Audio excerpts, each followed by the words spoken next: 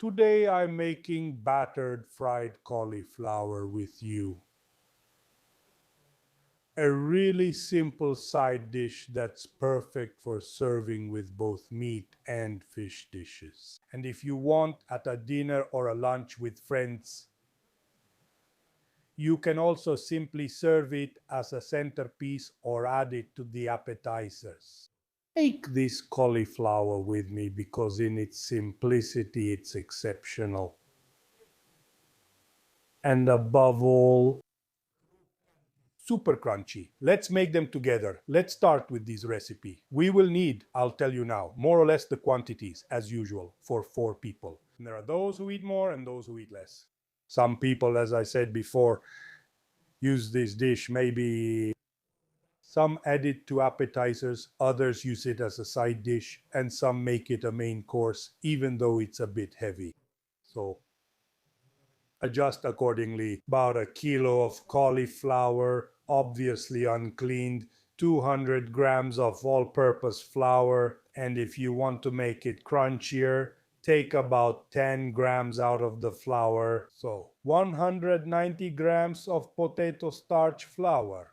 To recap, if you want, just use 200 grams of flour only if you have potato starch or if you want to add it. So go out and buy it. Keep in mind that these 10 grams of potato starch replace 10 grams of flour, so 190 grams of flour and 10 grams of potato starch. 250 ml of very cold beer or sparkling water.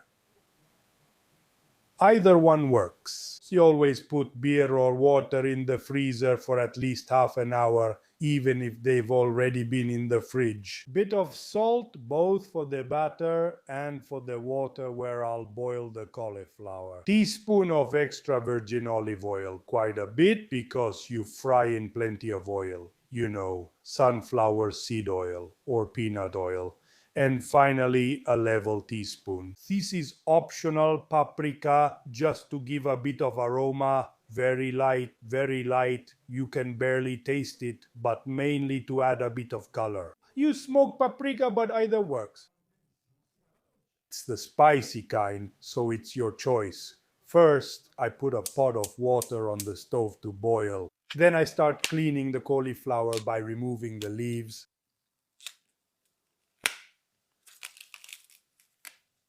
Then I remove the stem.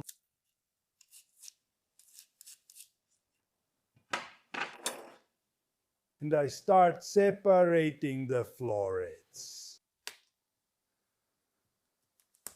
By the way, let me remind you that my 2 cookbooks are available only on Amazon worldwide. Just search for Carlo Gaiano and you'll receive them in no more than 2 days. If we want, we can also use a knife to help us. Perfect. Now I'll cut the bigger ones in half or into 4 pieces. For example, this huge one I'll cut into 4 pieces. To cook evenly, the florets should all be about the same size. If they're not, adjust them accordingly. Like this. One, which is a bit smaller, and half. So they're all about the same size. Perfect. Now I rinse everything well under running water. And then blanch the florets for at least 4 or 5 minutes. In salted water. Let me fix this for a moment.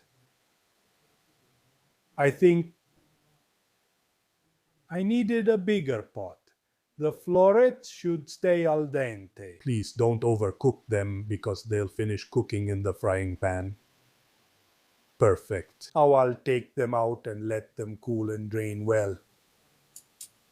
As you can see, I put them directly in a colander with a container underneath. Obviously, if you don't want to wait for them to cool down, you can put them directly in ice water. To hold cooking, after removing them from boiling water, place them in ice water or run under cold water. The important thing is to let them drain really well. Perfectly. Now I'll take care of the batter. So in a container I put the flour. If you can, don't use one that's too wide because you need to completely dip the cauliflower in the batter. So it's better if it's narrow and tall. Then I add a pinch of salt and pour in the beer or water, the potato starch, and optionally the paprika. And I mix. Perfect. I got a smooth batter that's not too runny, just like this.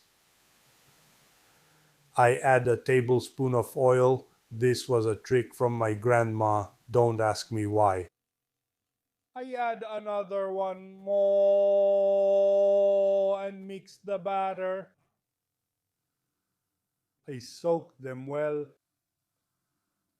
I let them drain. I cook them in plenty of hot oil. It will take 5 to 6 minutes to make them nice and golden. Be careful, please, with the temperature of the oil, because if it's too hot, the batter will burn on the outside and the cauliflower won't cook well on the inside. On the other hand, if it's too cold, the batter will absorb oil and become greasy and then soggy. Please make sure to let it drain very well, otherwise the batter, it's not enough. Look at how much is dripping. I'm telling you in advance. They'll never be like fried ones, but if you want, you can bake them in the oven for 23 minutes at 200 C, either in static or fan mode. The important thing is that the oven is already nice and hot. After dipping them in the batter, though, I would also recommend coating them in breadcrumbs. Okay, once they're golden, I take them out. Look here, whether you call them cimet or golden cauliflower, it depends. I put them on a plate lined with paper towels or on a frying rack. Listen to this, listen. Here they are. Only at the end, a pinch of salt. Salt should always be added afterwards, otherwise it draws moisture and ruins the crunchiness. And here it is. Listen to this.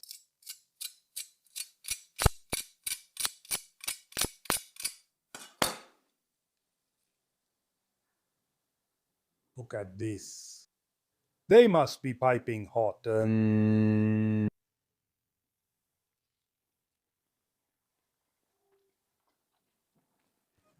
Mamma mia, I burned myself though, but look at this.